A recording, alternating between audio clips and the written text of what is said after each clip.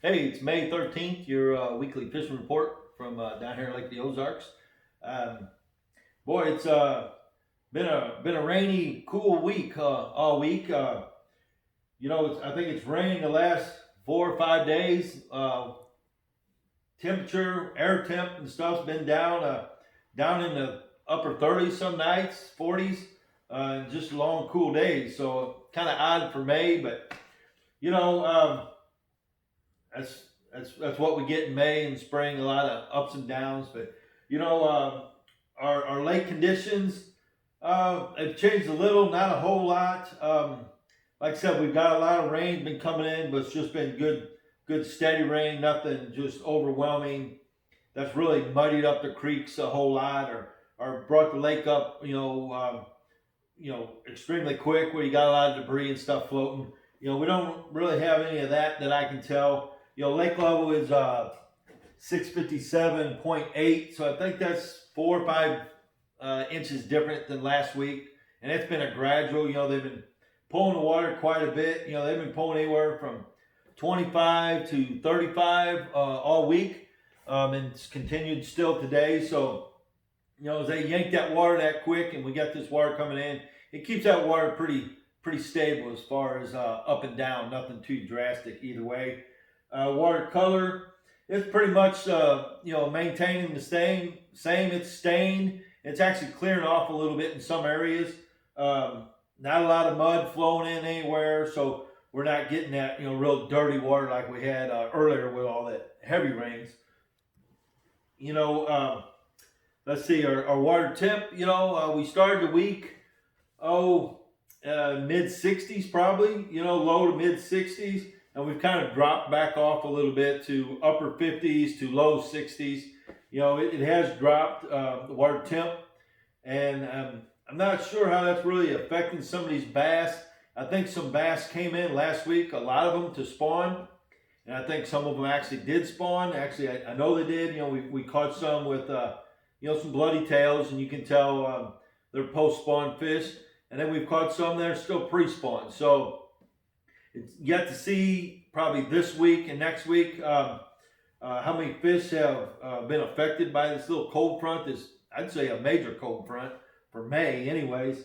I'm sure most of them probably have came in and committed, but I'm sure there's a few that held off and backed out a little bit and are yet to come in and do the thing. So,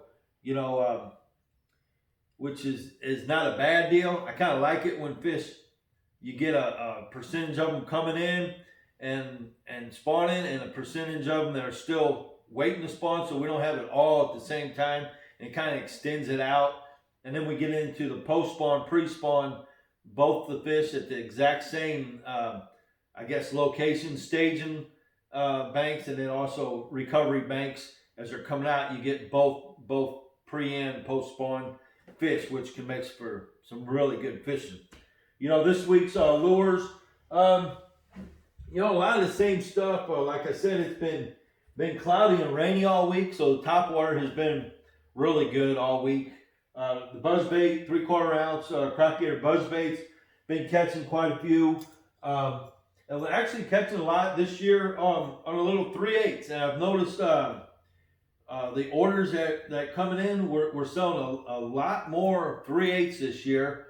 For whatever reason, we ship these all across the country, and it's kind of been an uptick in orders for the 3/8. So, obviously it catches a lot of fish. It's a smaller profile.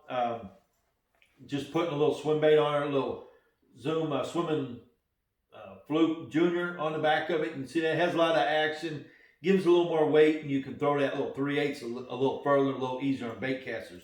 So, I don't know, the little 3/8, if you're not getting bit on the bigger ones, shrink it down a little bit and get, see if you can't get you some more strikes on smaller baits. In the past, I've thrown this a lot, like on trips, just for numbers, a lot of numbers, and it'll catch bigger fish too, obviously, but it's just a different technique, a little different method, a little different size bait that you can try to see if you can't get a reaction or see what they want. They get in a different mood, especially in the spring. They tend to go through different moods, you know. So sometimes you just gotta have to switch up and try different things. So while we're talking about buzz baits, I was gonna mention trailer hooks. You know, I always throw a trailer hook on a buzz bait regardless. And there's several different styles out there, but I have found this Gamakatsu makes one. It's a really good Gamakatsu hook, and it's got these little, like a plastic poured mold over the eye-ring, you know, where you would insert that onto your hook. And what that does is that keeps that hook straight out like that. That way when you're retrieving it over cables, through brush, rocks, whatever you might be bringing around, it keeps that hook in the position it's supposed to. So when you bring that bait up over, you know, a crocketer's got that flat head. It keeps it planed out right. And when you come over a brush or cables, it keeps that bait from rolling and then hanging up on you. And that's exactly what this trailer hook, when it's positioned like that, when you bring it over a cable, you can just continue to reel it over there, and you don't have to worry about that hook sliding down and hooking onto that cable, or going to the side and hooking brush or something. So, you know, I don't know, that's the ones I like. It seems to work really well. So when you throw a buzz bait, you know, maybe give those a try. Like I said, the top water's been good. Just a good old bone spook has been good this week. A bait we're starting to throw a little more now is a little chug bug. More so on post-spawn fish, the chug bug seems to work really well. You know, the chug bug's been around forever. It's a bait you can work just real slow, or you can speed it up. You can work a little bit, stop it, let it sit.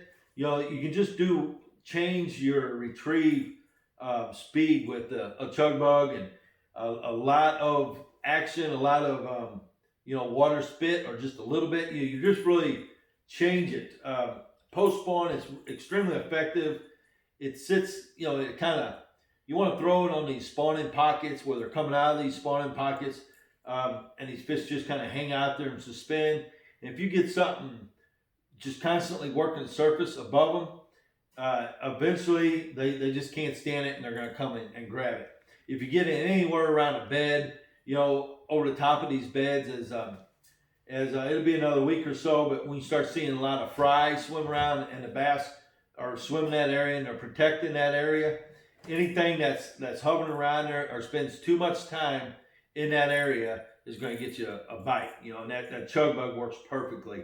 You know, color doesn't matter a whole lot on chug bugs. I like these more natural colors. A bone color works good. They got one that looks like a little bass. One thing I will point out, you'll notice on mine, I switch all mine out with a feather hook on the back. A good friend of ours, Marty Davis, hand ties these, does an excellent job on them.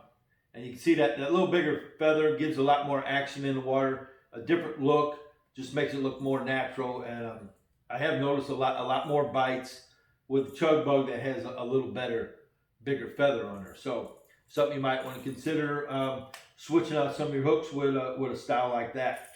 You know, that you want to throw that on 8 or 10 pound monofilament on a medium heavy action rod. You know, that chug bug's a little lighter. You want that lighter line, lighter monofilament, so it stays on the surface and doesn't stop. Weight the head of that down to take away the action for that chug bug. So that's what you want to throw that on. You know, the shaky head's still working. It's going to work for quite a while. Just a quarter or 5/16 Crackgator Shaky Pro head with the mag finesse, or even now start mixing it up with your mag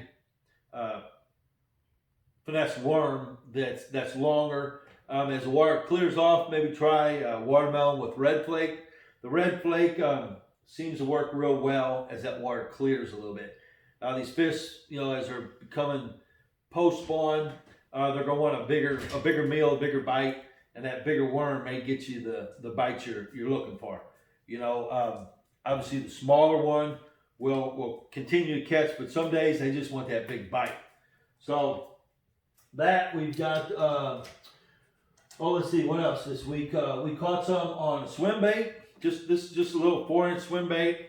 A way I found to really works well for these little swim baits is putting this on one of our little gator lock um, jig heads.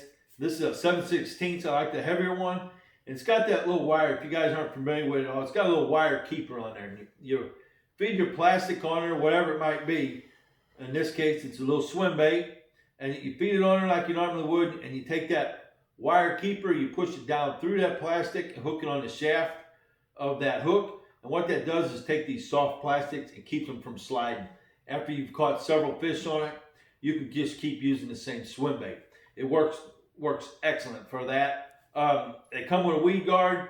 If you're fishing open water and you don't want the weed guard, just pull that weed guard out. If you're fishing, out on these points or around docks and there's brush, leave that weed guard on. I'd maybe fan it out a little bit. Now leave that weed guard. It allows you to bring it into some of that brush and swim it through there. And that's extremely effective in post-spawn or even spawning fish. Throw this in around them docks, back behind them cables, swimming over and around where you think a bed might be. It works good there. I mainly like to use it more main lake, off main lake points, even flat points, bluff in points. It doesn't matter. As they get into post spawn, you just cover a lot of water with a little swim bait. It can be extremely productive. I usually throw down a little heavier line, probably 15 or 17 on a medium heavy rod on a fast retrieve lose reel. This one here is the 8-to-1. That 8-to-1 on swim bait, it allows you to throw it out there and then you're not really cranking real hard. You're just a steady retrieve. You just get that retrieve down and just a steady retrieve. That fast reel works real well for that. Generally, I'll throw that thing out, let it sink down to the bottom, and I'll start reeling it. And just reel it in like that a few times, throw it out, count it, start counting down. I don't know, depending on your water depth, but vary your count down, and that'll change where your swim bait's retrieving back through that water column. And really pay attention to that, how much you let it count down on your retrieve, because once you figure that out, that's where you're going to want to be. And that's all related to where these fish are suspended and what depth in that water. You want your bait at your fish or above your fish. Okay, if you get down below it, you're going to swim that thing right below them and bring it up and never get a strike, compared to if you're at your fish or preferably above them, slightly above them. If you got the live scope, you can throw that out, watch your bait go down and swim it just above these fish that you can see suspended out there. But if you don't, just vary your retrieve until you get a bite, and just keep that in mind. How far you let that sink, your speed, that's all very critical. So once you figure out where they're at, you can maintain that speed, that elevation in your bait, for patterns. That's on baits. That's about it this week. There's several things that's going to happen here in the next week or two for baits, and we'll go over that then. Lake's been, it's calmed down for some. We've had a couple really nice weekends when things got nice and a lot of people came down. I've really noticed this week. Well, it's probably because it rained every day, but Lake's not as busy. A few tournaments have started back up. We've got there's a couple this weekend. I know there's a pretty good kayak tournament coming up this weekend. Welcome all them guys down the lake. That's really become a really popular deal here in the last few years. A lot of really good fishermen in it. They catch a lot of good fish. From what I understand from it, they can put in pretty much anywhere around the lake and fish. They measure their fish and turn those measurement numbers in, and that's how they calculate their who wins their tournaments.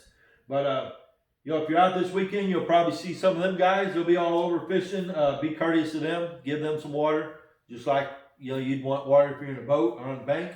I know. I think USA Bassin has a tournament. Bass World Sports has a tournament. There's several around the lake. So there'll be a few boats out. Nothing too crazy. Not great big numbers. So there'll be plenty of water to fish. Plenty of things going on. Lake's just in good shape. Fishing's getting better every day. we're getting, actually, in my opinion, the next, 3 to 6 weeks are just prime here at the Ozarks for numbers, for size, for accessibility of the fish. You know, they're coming off of spawning, and they're feeding, and you can catch them on just a variety of lures. Catch a lot of fish, catch a lot of numbers. So it's a great time to come down. Next week, is that next week? Yeah, next week we've got Memorial Day weekend. So, obviously, Friday, it'll start getting busy down here through the weekend. And then Monday is generally pretty busy. So, you'll want to get out early, get you some fishing in, and then go back and enjoy time with the family, barbecue, do whatever, oh man, just, that's about it. Really, fishing's been great. Fishing's been real good. Booking a lot of trips now. Things are opening up. People are feeling a lot more comfortable about coming down. Most of the restaurants are open up down here at the lake. A few of the resorts. Gas is cheap. It's just a good time to spend outdoors with family and friends. And what's better than fishing? It doesn't matter if you're 5 or 95. Everyone enjoys fishing. Crappie's still good. You can still catch crappie. Basically, just casting to the bank with a single or a twin tail little grub, letting it sink down and just reeling that thing in. You catch a lot of fish, a lot of crappie like that. There's still a lot of good crappie up on the bank. So, come down and catch you some crappie. Have you a fish fry or barbecue next weekend, and just enjoy life. So, until next week, guys, thanks a lot for tuning in, and we'll see you.